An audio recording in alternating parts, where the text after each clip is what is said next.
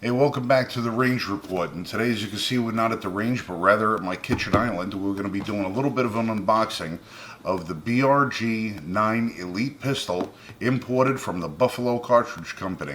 Now, you may not be familiar with the Buffalo Cartridge Company, but they provide some of the really nicest ammo that you could find, either brand new or remanufactured. You might want to give them a look-see. But you might also, after this, want to take a look and see about this. This is probably one of the most impressive pistols that we found in the price point so far. This is a striker-fired 9mm pistol that, as you can see, comes loaded with this fantastic case. Laser cut foam and everything that you can have in it. You got cleaning brushes, caliber-specific bore brushes, cleaning patches. You got yourself your trigger lock, a nice lubricant, speed loader, 2 interchangeable back straps, a small and a large, and there's already the medium comes already loaded on the gun, and you have 2 16-round magazines. Now, the gun, I'm going to take this out. I'm going to slide the box out of the way for now, so we can get a good look. Now, this might seem a little bit familiar to you. It kind of resembles an XD, kind of resembles a Glock 19. It's got a little bit of SIG P320 thrown in there for good measure, and even a little bit of a flavor of Canic, and I'll explain that to you in a little while. Now, when we got a hold of this gun and we fired it, we were so impressed by the trigger that we asked them. I said, listen, could you please send one of these guns over to us so we can do a T&E, because we were thrown back by how well this gun shot, how comfortable it was, how crisp the trigger was. And when we heard that the price is only $399 for one of these things, or up to $475 for their Tactical Elite model, which has got, we believe, cut for an optic on it, we were pretty impressed by it. Now, just to go over some of the features, and just because I want to be able to show clear from the beginning, you've got an ambidextrous mag release that's not only releasable on the left, but releasable on the right. You don't have to swap anything out. You don't have to change buttons or anything. It's completely ambidextrous right from the start, so no chasing little pistol, no pieces anywhere. Now, magazine is out. We're going to check for clear. I'm going to show clear inside. All good. Now, the gun's got a really nice set of all steel 3-dot sights on it. 2 white dots in the back, an orange dot in the front. Now, these sights are proprietary to the gun, but there is a company called Night Vision that they've been working with now. They're in contract, that have produced a really nice set of tritium sights for this gun.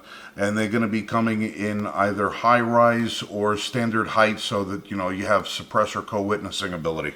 Now, the gun's got a loaded bar indicator on the top of the gun, so that this way at night you don't have to look down a little hole to see if you got a round in the chamber. When there's a round in there, that little bar will stick up about a 1/16 of an inch, giving you a little bit of a tactile feel. You got the long extractor on there, which, if you know, you SIG guys know that you have a choice between the long or short extractor. Kind of want the long one, a little bit more reliable. You've got a grip safety, trigger bar safety. You got serrations front and back, so the guys want to do their little press checks. And remember, you don't really have to do press checks if you know you got a loaded bar indicator on there. Now, you've got a slide stop on the one side along with the takedown lever. Now, the takedown is kind of a hybrid. You rotate this down out of the way, you drop your slide back, you have to pull the trigger, and then the slide comes off of there. So it's, like I said, it's a little bit of a mix between the SIG takedown system and a Glock takedown system. Yes, you still have to squeeze the trigger, and yes, you do have to rotate that out of the way. Inside, you've got a fully captured double spring in here on a full metal guide rod, and of course, you've got your 4-inch barrel. Now, everything in here is, I mean, it's kind of oily right now. We just literally picked this gun up about an hour and a half ago from the FFL, and that was the first time we've actually taken this thing apart. But we're going to put this back together, show you ease of operation.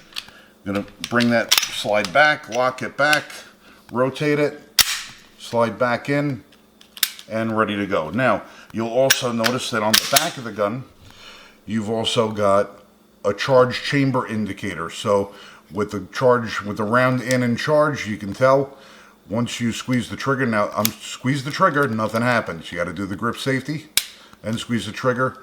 That clears away. Now for $400, we thought that was an awful lot of features to come with the gun, but I think what was most impressive about this was the trigger.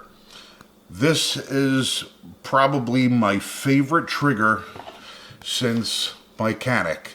Now, if you saw the video that we did on the Canic, you know that we really raved about the trigger on this. It's not necessarily, it's that it's extremely crisp. It's not that it's the lightest trigger.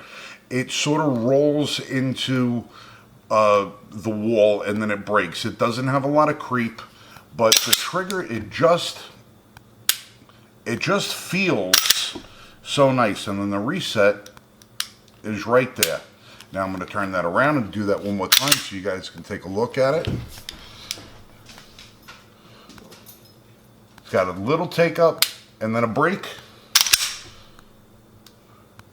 Resets right there and go. Now we measured that in at around 5 pounds when we were out in Iowa. We haven't measured this one specifically. Well, we'll put that on the Lyman test and see how much that breaks at. But I gotta tell you, it's something about the trigger on this gun that just feels incredible. When you lay rounds out with this thing, it feels natural. The reset on it is nice and crisp. It's very short, and you got a nice wall and it breaks. It kind of rolls over the wall and breaks rather than it being like a hard snap whenever you got to squeeze the trigger. It's kind of hard for me to really put into words how it feels. You actually have to go out and fire one of these things. It feels incredible. Now, one of the things that might be a little bit of a drawback is it does have finger wells to it. I've always been very critical of guns with finger wells because I feel that when you have a grip frame that doesn't have the finger wells, you're adapting it for any size hand that wants to grab it because you're not putting anybody's fingers into a specific location. That's why I really like this Canic for shooting in competition, because it is wherever you grab it, you know, you grip the grip you grab is the grip you fight with. And with finger wells, we will always kind of, well, you know, sometimes they feel right, sometimes they feel wrong. The finger wells on this are extremely minimal. You've got nice checkering on the sides, nice texture on the back straps. You got some texturing in between the finger wells, but they're very, very minute. So even if your fingers come out of alignment with them, you really don't feel it. It gives you a nice positive placement, but it's not uncomfortable. It just so happens that they actually fit my fingers, which I was pretty surprised at. That's kind of, not too many of them do that. I know Glock finger wells don't do it for me. None of the other ones do, but this one actually fit my hand pretty well. I was really surprised. And in firing this thing, like I said, this was love at first mag, because I really got a good kick out of this gun. And this week we're taking it to the range. We're gonna, you know, put a couple of hundred rounds through it, give you an honest review. Now, I've already fired the gun. Well, not this exact one, but the tactical model. I fired it. I fell in love with it. It was a fantastic shooting experience. We're going to see what this one does. And if you hear a little ball bouncing next to me, it's my dog. She's sitting right here next to me, playing with a ball. Every time she sees me have a gun out, she thinks I have a laser on it that she can chase around the house. Yeah, and we only do that with unloaded firearms, so no complaints in the comment section. But we're going to take this one out to the range. We're going to get some rounds through it, and we're going to be back with a complete review as well as an article on the Liberty First Foundation website at l1f.us, and all the contact information on where you guys can pick one of these up. And you tell them that we sent you, and we're pretty sure you're going to enjoy it. Until then, this is Frank from the Range Report, and you guys be safe and shoot straight.